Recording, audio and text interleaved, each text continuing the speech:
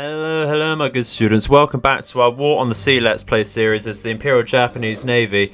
Going straight into this one, we do of course have the remnants of the task force we hit roughly over here where our submarine is in the previous episode, so we are going to move straight in with our Musashi task force to force a surface engagement if possible, so long as we keep sight with it, of course. Only hoping that the enemy do of course stay around this area rather than retreat all the way down. We are going to assume they're going down this direction, down to the south, so it might be best to actually move our Musashi task force over here for now, so that we can of course intercept them along their retreat. We do of course have all of these jakes and such coming out from this task force, so they should very easily gain sight of that task force. However, we do see a submarine over here. That's certainly something we need to look out for with our CVs. We're just going to pull them down here to try and avoid that. We do still have some Vals and Kates available on these CVs, so we might actually go in for the kill there, or at least launch one group or two. We're going to launch, I think just to be safe, some Toryus out. We're going to launch those over because they do of course still have the Bogue about, and actually I want to just put them above the Musashi task force like that so they can patrol over and give that some combat air support. So having said that, once the Toryus are in range of the Musashi task force, we should try and launch out some planes from the CVs, and then we can launch a joint air and surface engagement if they're on. So let's go forwards. We're going to go straight through this, see exactly how this goes. Looks like the submarine's going down here, and there we go. We do have that with our jakes. Just going to skip over this like that. Probably should have used that to see if the CV stuff was still there, the enemy task force was still there, but not to worry. Looks like they are going down here because we did see a scout. It's going to skip over this one once again, like so. There's no need to fight those, you know, you're just going to lose a jake, and as accurate as that would be, as you know, it's just I do see that as a mistake, you know, letting yourself lose a jake like that. At the end of the day, it's some sights that you could very much do with. So that's going to happen a few times, I think. If it does happen quite regularly, we will just get straight to the main engagement there. Okay, so we have been skipping over one or two Jake encounters. We can now clearly see the aircraft carrier group once again, so we are going to intercept that straight away if the course button will work. We've picked up the wrong group there. Make sure that's not moving for us. That's brilliant. Just put it right over Milne Bay. Excellent stuff. Let's pick up the correct group then, which is indeed this one. Going to move that straight over, and we are going to double check the distance over there. That is a brilliant distance, so we are going to launch some Kates and Vals. Going to launch Kates off of the Hiyo itself, like so. They can go over the Musashi task force, and we're going to launch some Vals, I think, off of the Junyo, and they are going to be armor-piercing bombs. So let's do that. Hopefully they get there just in time. Don't really want to pull back, actually. Should make it. Yep, they're going to make it. Excellent stuff. Let's bring our submarines. I just skipped over the wrong one there. Over once again to keep the Glen about, which has actually landed. And we're going to just move that over, and we're going to make sure that our Yamatos and such are also launching Peats in the area as well. Use the short range scouts over there just for that specifically, so that we can keep some good sight on the aircraft carrier. So let's continue once again. Hiyo is ready to launch. It will come up with St. Junyo is perhaps encounter around Guadalcanal. We can launch aircraft if they do force an engagement, but they're just scouting us out there. We've lost contact with them once again. Do wonder where they've gone. We really shouldn't have lost contact here. This is the problem with this game. Sometimes you just can't find the enemy when they're right on top of you even. We're going to lose the support from the Kates and such there. Going to go a little more southerly. I think that's where they're going.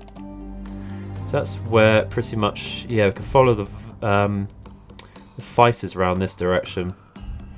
Guessing it's not. We've still got quite a few daytime hours here. Really do wonder where they've gone though. Do apologise. I promised a surface engagement as soon as we started this episode.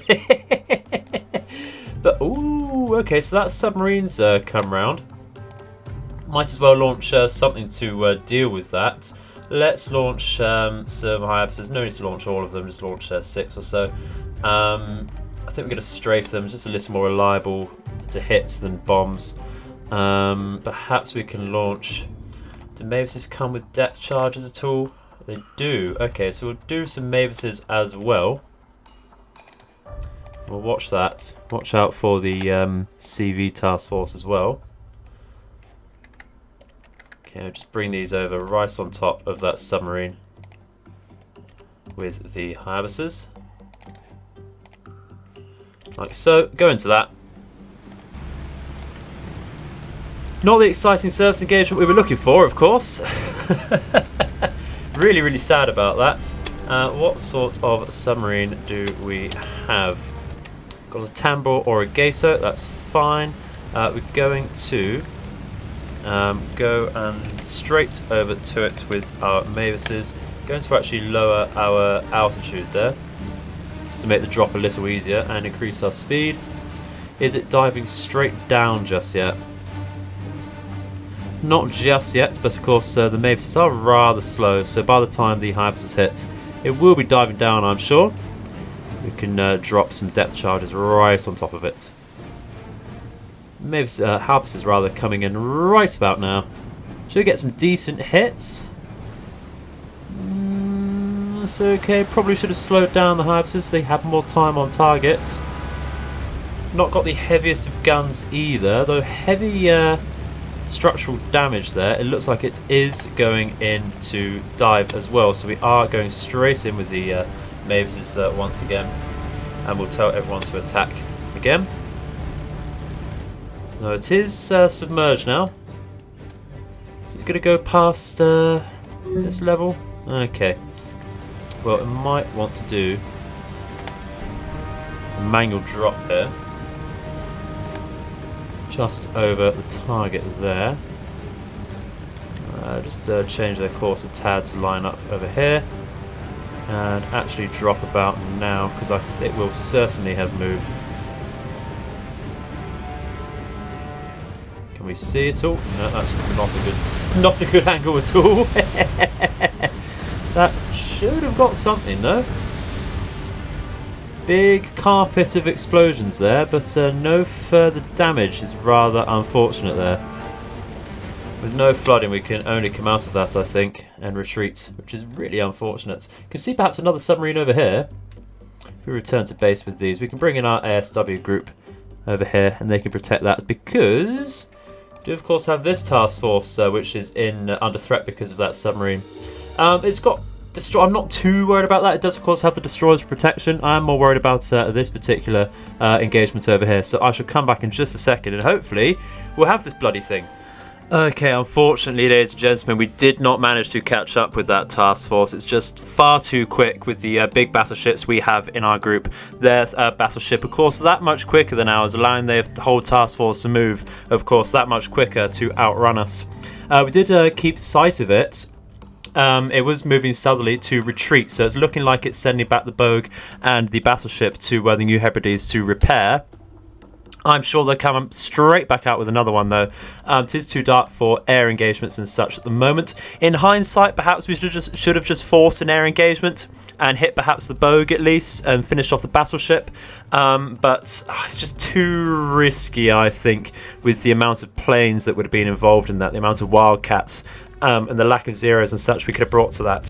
So we do have a couple submarines coming over here to actually look towards the New Hebrides. We're going to scout a little properly over there to see if they do bring out their aircraft carrier and such. It's going to be very cheeky, go right up to their main base there.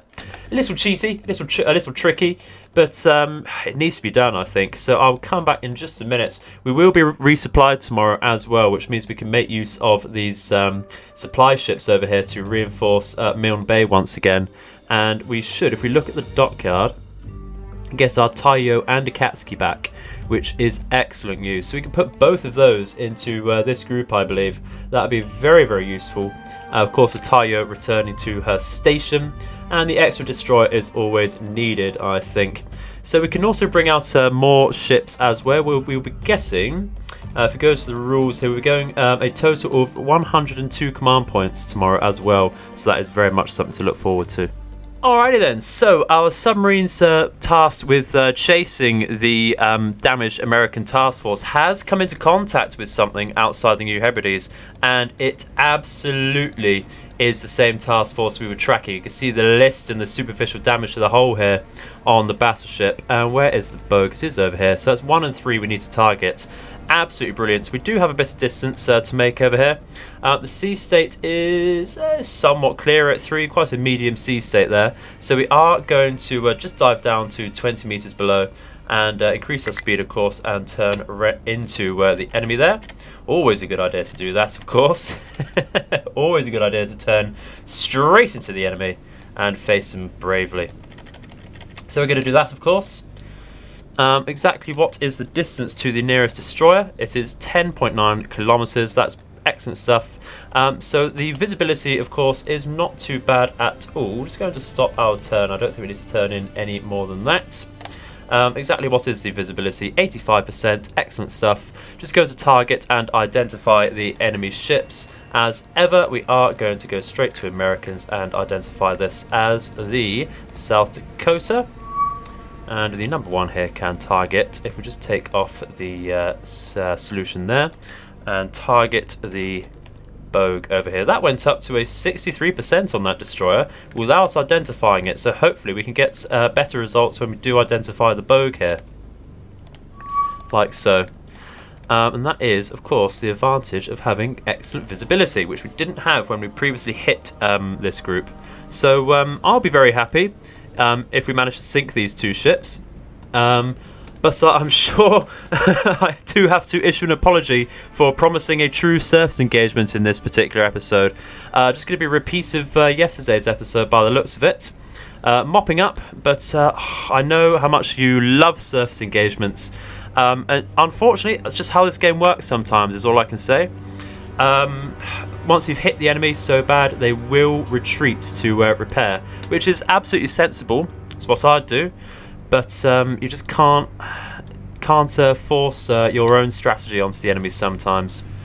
That would have happened exactly the same way if we did the surfacing or tried going for the surface engagements in the previous episode. I would have done exactly the same movements as I had done today.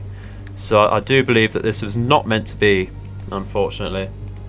But after being talking for a while, we're nearly in range there. So we're just going to skip ahead to when we are in range. We do have some very, very nice solutions. So I'll see you back in just a second when we are in range once again.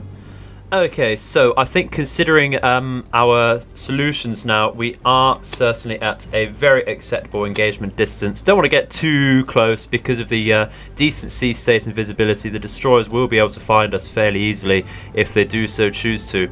So we're just going to fire from here, keep a safe distance. Got 80-ish solutions on both of our submarines here. In fact, the I-18 targeting the South Dakota is creeping over to 90%-ish.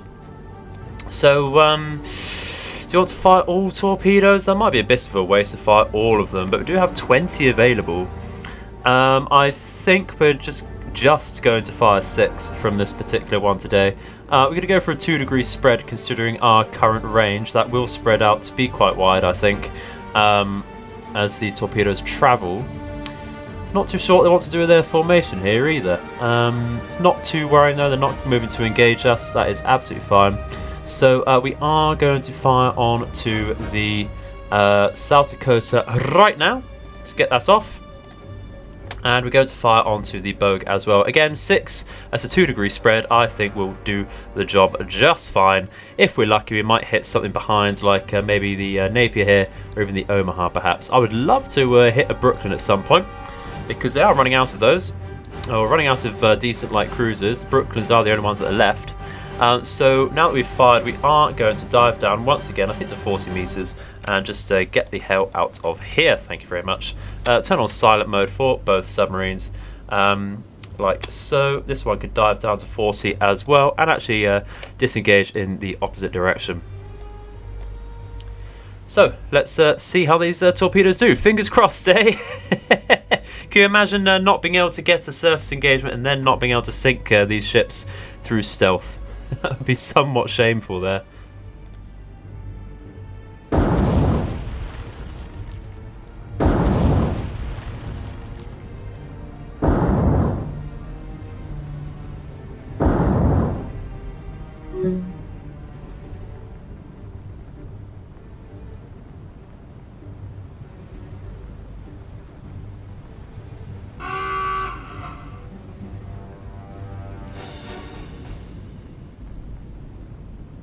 Alrighty then, so what exactly was that sank? It's looking like the battleship at the moment.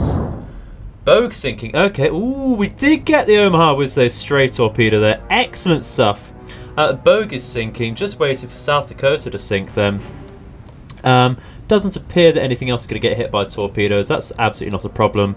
Wasn't exactly hoping to. Would have been nice, of course. You can take one on the Omaha.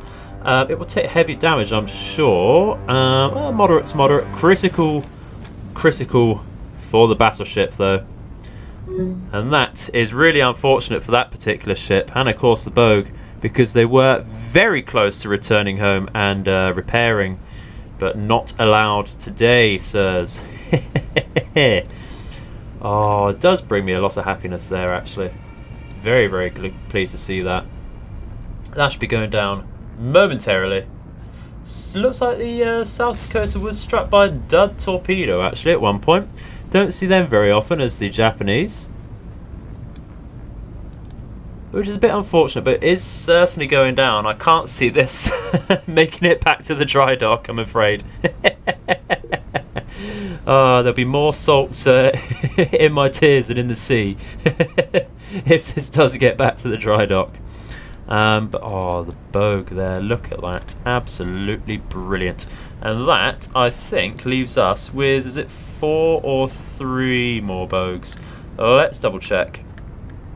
If we go down here, yeah, that should be 4 more Bogues for us to deal with, and that is brilliant. It's a never-ending battle against the Bogues, really. That's how it feels. 77 days into the campaign. And I was hoping with the start that we had that they'd be down by now. I'm really hoping that this South Dakota rather would be sinking for sure by now. But we'll wait around and see what happens.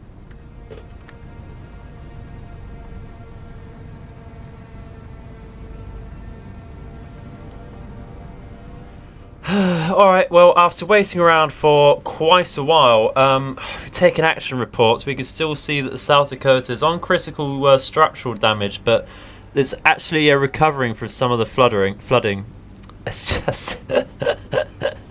you just can't win. You just can't. That extra dud torpedo, if that were a true hit, this would definitely be going down. And it's little twists of fate like that, which just, bloody ruin the game, if you ask me. Not even going to get scuttled there. Not even going to get scuttled. So we're not going to bother hanging around here. It's just, I think it's hanging around a little too much. But hopefully we'll be able to find something else to do in this episode, because that would be extremely short and unsatisfying there. So yeah, we'll carry on. See what else we can pick up. Alrighty, so we have been given a total of 180 command points now after being resupplied, and I think first things first, let's get some engineering and fuel out. I think we're going to send that, of course, to Guadalcanal because that is severely lacking for the final upgrade there. So let's go straight over to that. Engineering on everything that could take it. Thank you very much. Only a maximum of 200. Don't think we're going to send any... Do we need supplies over there for now? We're not going to need to upgrade it, and we certainly have enough to defend, so I don't think Guadalcanal needs supplies at the moment. We'll really want to send those over to Milne Bay, as well as some troops. So we don't need to send this particular ship with any supplies there. We'll send the Nippon Maras with fuel, of course. We'll see how much supply we can pick up with this particular group. and see if we can send the Kamigawa Marus over to help those out. We'll just sort this out first, I think. If we go with all the troops we can carry, of course, and all the supply we can carry to begin with. Like so, and yeah, we can of course send even more supplies over. So it was this particular one and this which were empty. So they're going to go over like so. If we just split off and send straight over to Guadalcanal, just make that a bit easier. Like so, that'll take about 38 hours, excellent stuff. Bring these down very quickly just to reduce a little bit of time there. And we can manage the cargoes here. Bring all possible supplies, excellent stuff. Merge group, like so. That's a full group over here, going straight over to reinforce Milne Bay with some troops and supplies as needed. We are going to follow that up then with bringing out the Tayo and the Asashio once again. If I just press New C, that might help, and we'll go over as such.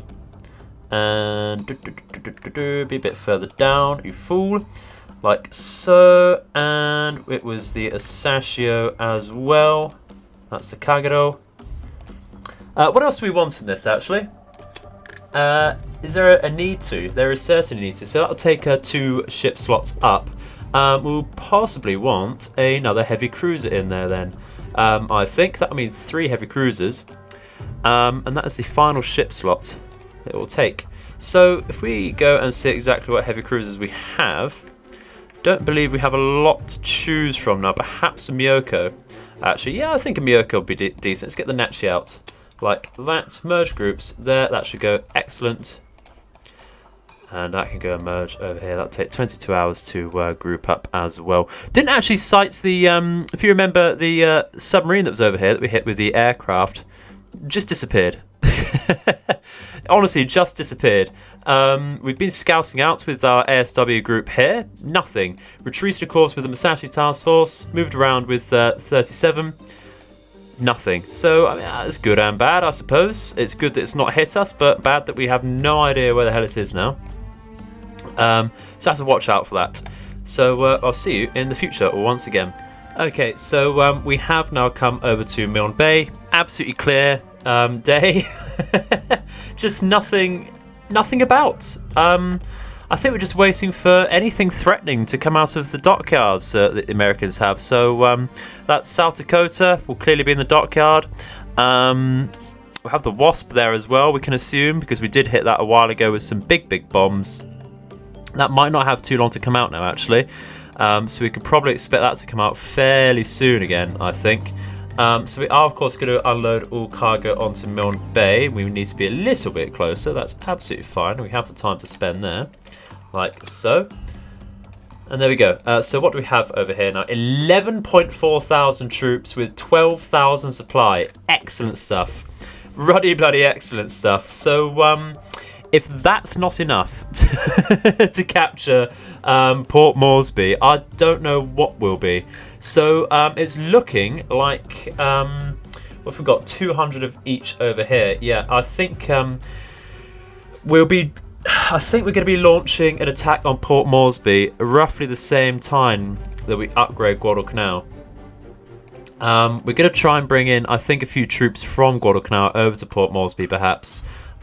We certainly want more supplies than 12,000 because that is just not enough. So we are going to have to wait a couple of weeks once again to reinforce that. And we are perhaps going to want to take any remaining supplies from Guadalcanal. We'll see. That would be very risky because then it would be completely undefended. So the more I think about that, the worse of an idea it becomes. But we'll see, because Port Moresby does have that level 4 dock and or port and level 3 airfield, and like I said previously, those are additive bonuses of 20% to their defensive power. So 80% just from the port alone is the defensive power there, and that is disgusting. So we are going to need over tens of thousands of troops there. I think 11,000 might just do it. But I've not invaded Port Moresby before. This will be my first time. One to remember, of course. So once again, just waiting around really. Waiting simulator this game now, to be honest. So I do apologise, but we'll try and get something else in for this episode, I think. Well, just I mean, very randomly, it looks like we've come into contact with another aircraft carrier. I was thinking about being very spicy, and I sent my Taiyo task force out to just have a quick scout around outside of Mill Bay, because you can never know exactly what sorts of convoys are coming out from the Australian bases. But this is with our I-17 here, so we are going to go straight in before we lose contact with that. We've learnt our lesson today for that. Thank you very much. But if it's saying we're in range, what were we saying about the Wasp coming out rather soon, guys? What were we saying about that? And the eagle-eyed among you may have noticed another Terror or two in this particular fleet. It is a very interesting composition, actually. So we've got the Wasp, of course, and we have two South Dakotas, escorted by two Omahas and the usual assortment of destroyers. It's very interesting, actually. They've clearly gone for massive surface firepower here, and of course massive massive attack aircraft power. So don't know what to do here really. I want to hit the Wasp first, just on instinct. We've got it appears to be a Portland here. I thought we sunk both of those. Interesting. Did we sink any of those Portlands then? That's the question. We did. We sunk the Portland. Okay, so looks like we're facing them already, pretty much. So they are coming towards us. If we just target and identify the Wasp before we press play, we can see exactly how that's going to work for us. There is only one Wasp in the series, which is brilliant. We certainly want to get a bit closer there. What I'm going to do is dive down just a little bit. I'm going to dive to 30 because there is now identified aircraft in the area, and the sea state, as you can see, is very, very calm. It's at 3 again, and you could just about see our submarine through the surface of the water there. So we're going down to 30 meters, absolutely necessary there. Going to go up to 8 knots though. There's a lot of wildcats in the area patrolling, actually. I think we want to go forwards here, just forwards, and wait for the enemy to sail straight over us, I think. So that's the plan for now. We do have, of course, a lot of destroyers guarding the Wasp here. And you know what? Once I've destroyed the Wasp, being very hopeful here, the next thing is to use the Taiyo, I think, to hit perhaps one of the battleships, because although we do have quite a large task force around the Taiyo, I don't think we have enough surface firepower to take on 2 battleships still. It's just not going to happen. So once again, just waiting again.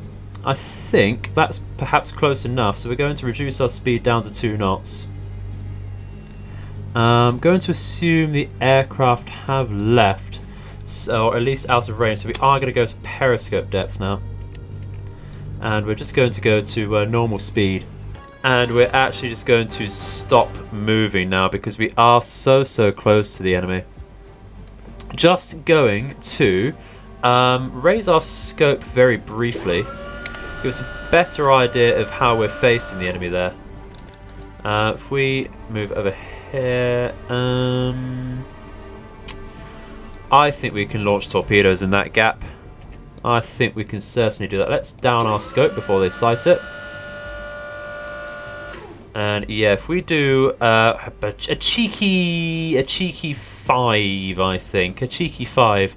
That's a 1 degree spread. So because the angle isn't exactly perpendicular, if we go for that, should be firing out. Excellent stuff. Oh, it's a good sight. That's a very good sight. Re-establish contact with aircraft. That's just fine. We can go back down to 30 meters. Where exactly would they be? That's okay. A bit far away. Little worried about how our torpedoes are going now, to be honest. Probably should have waited a tad longer. Want to go to 2 knots and turn out, actually. like so. We're not going to hit the destroyer, are we? Doesn't appear so. That's going just a little too quick, which is brilliant. That was the worry there. And with the 99% solution, I'm hoping that will just go through here and not hit the Omaha. But that shouldn't be the case, because of course we do need the lead over the Omaha. And that is indeed the case. That is exactly what's happening. If we look, probably just at the map is easier for you there. Can't get a clear sight on to the torpedoes otherwise. Yeah, there we go. There we go. Just on that line there. Honestly, submarines have absolutely carried us through this series. While we're on the topic of that, actually, in my mind, I do have a plan to make a separate IJN series after this one, which would be more experimental. And by that I mean, just a second. Ooh, 1, 2, 3, 4. Come on. All 5 hit. Excellent strike there.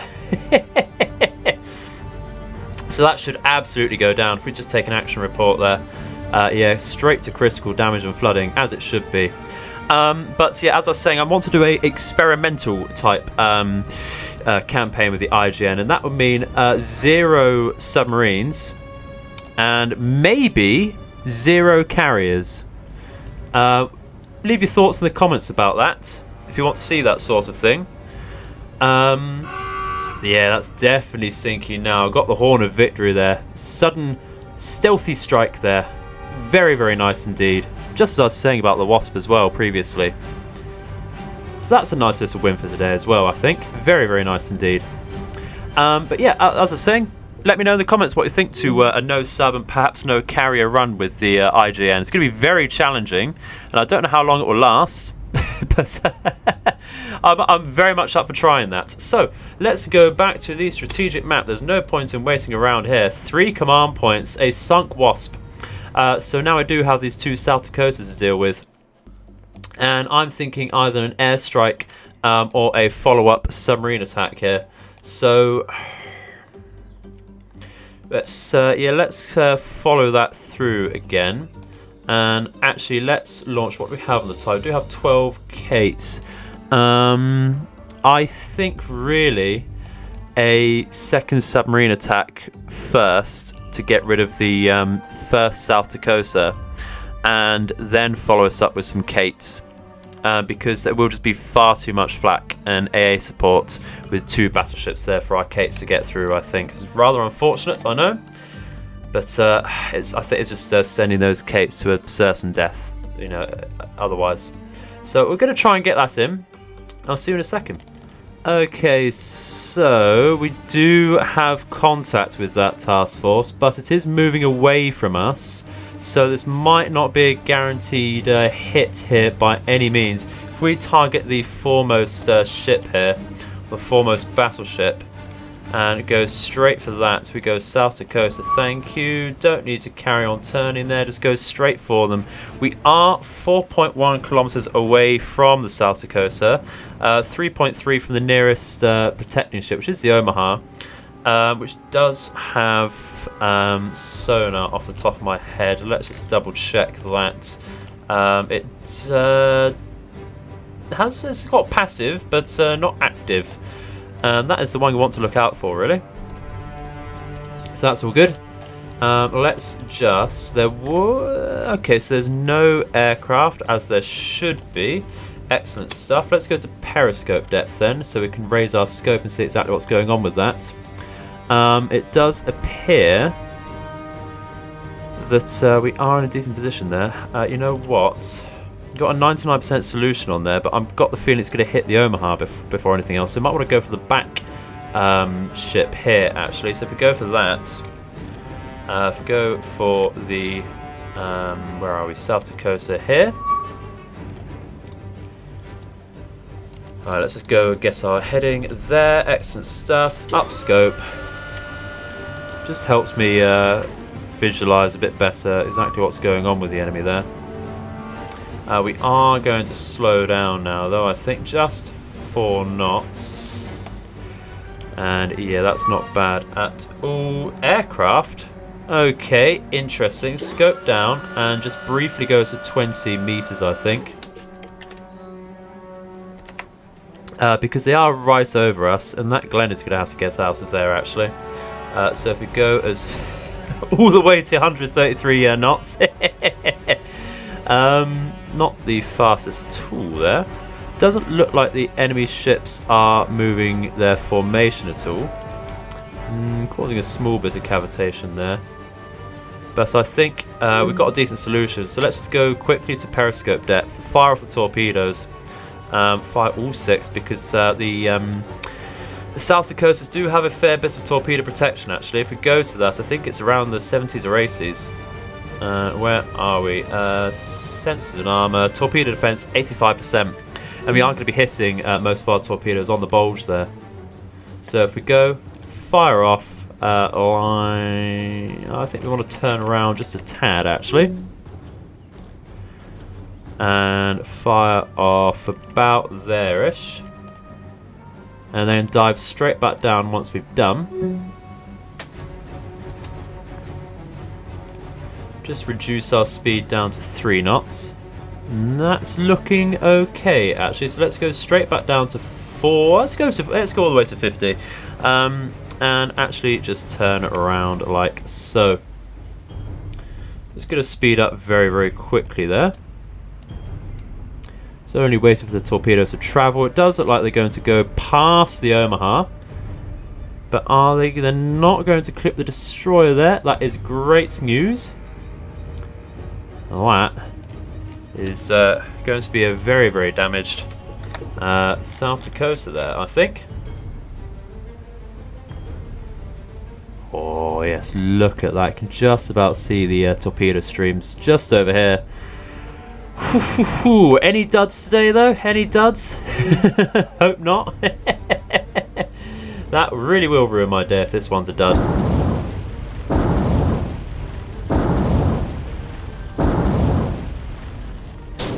Oof!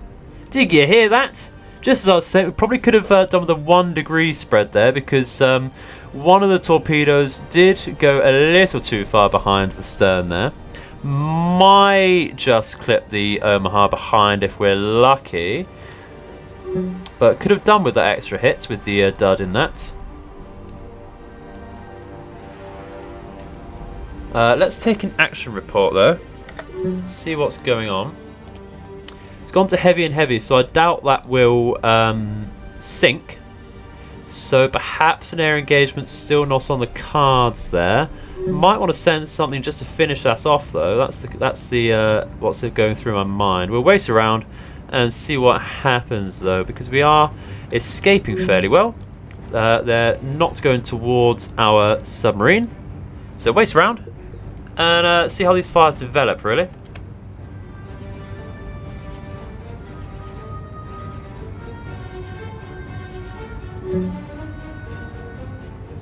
Alrighty, so of course that South Dakota did not sink, but some fires on the stern did develop and a few minor explosions occurred, and these general structural damage did go to a critical state, but not enough to sink or scuttle the ship, unfortunately.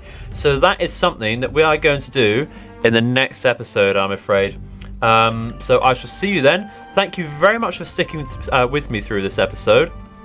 I do apologise once again that it's not exactly what we were hoping for today. I really wanted a big surface engagement with our Yamato task force once again, as I'm sure you did as well, as I promised. But unfortunately, the AI didn't want to go along with that promise. But we did get some very nice strategic gains today. Did sink a Bogue and of course the Wasp. So they do only have those 3 Bogues left now. Double check this is 3, I forgot about that. But yeah, those Bogues that are left are the only aircraft carriers at all that the Americans can bring out, and it is of course 3, the Nassau, Prince William and Crowson, which is excellent stuff. So I shall see you once again in the next episode. I hope to hear your feedback in the comments section below. Always very useful to hear any feedback you have. I do very much appreciate it. So thank you for watching. I've been the Edified Gamer, and I hope your nights and days are auspicious. Goodbye.